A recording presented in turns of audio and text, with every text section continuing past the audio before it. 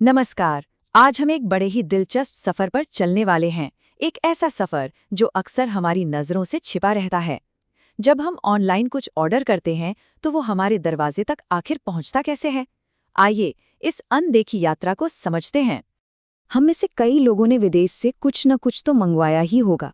एक क्लिक किया और बस चीज ऑर्डर हो गई। पर क्या कभी ये सोचा है कि उस एक क्लिक के बाद पर्दे के पीछे असल में होता क्या है? ये सफर, अरे ये कोई सीधा साधा रास्ता नहीं है।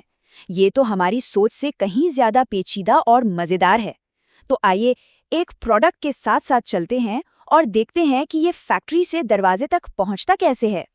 तो सबसे पहली बात, पैकिंग। किसी भी सामान को दुनिया के एक कोने से दूसरे कोने तक भेजने से पहले उसे एक बहुत लंबी और कह सकते हैं काफी मुश्किल यात्रा के लिए तैयार करना पड़ता है। जरा सोचिए, समंदर के बीच में भयंकर तूफान, सामान को यहां से वहां फेंकना, समुद्री हवा की नमी जो चीजों को खराब कर सकती है, और तो और चोरी का भी डर। इन सब से बचाने के लिए पैकिंग एकदम जबरदस्त होनी चाहिए। तो इन सारी मुश्किलों का एक बहुत ही सिंपल लेकिन क्रांतिकारी हल निकाला गया, और वो था शिपिंग कंटेनर। जी हाँ, वही बड़ा सा मेटल का डब्बा। इसने पूरी दुनिया में व्यापार का चेहरा ही बदल कर रख दिया। सोचिए, कंटेनर की वजह से क्या क्या बदला। सामान को जहाज पर चढ़ाना उतारना एकदम तेज हो गया।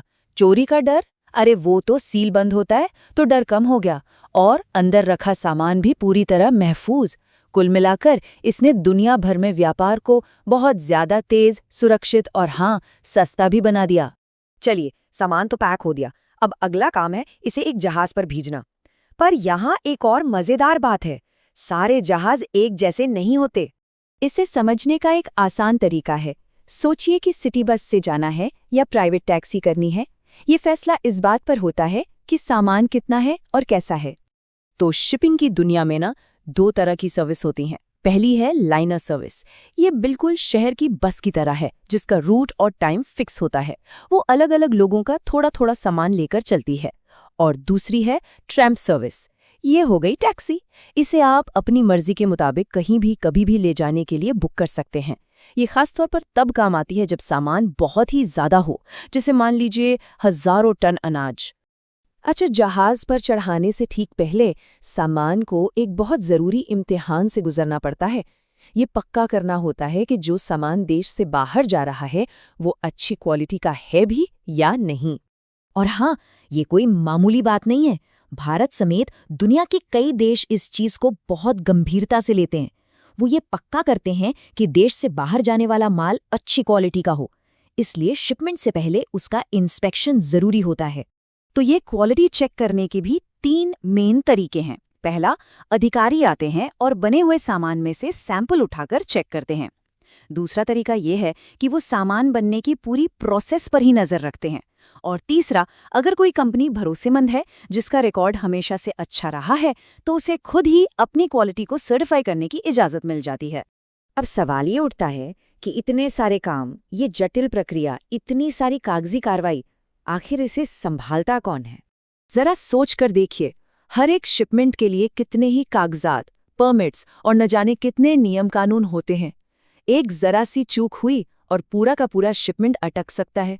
और यहीं पर कहानी में एंट्री होती है एक बहुत ही जरूरी किरदार की, जिसे कहते हैं क्लियरिंग एंड फॉरवर्डिंग एजेंट। इन्हें अपने सामान का ट्रैवल एजेंट समझ सकते हैं।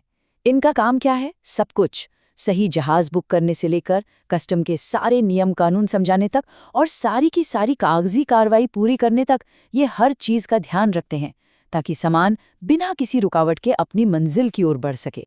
तो बस इन लोगों और इन प्रक्रियाओं के इस पूरे अदृश्य नेटवर्क की वजह से हमारा प्रोडक्ट अब पूरी तरह से तैयार है, पैक हो चुका है, क्वालिटी चेक हो चुकी है, जहाज बुक हो चुका है और अब वो बंदरगाह पर खड़ा है अपने लंबे समुद्री सफर पर निकलने के लिए।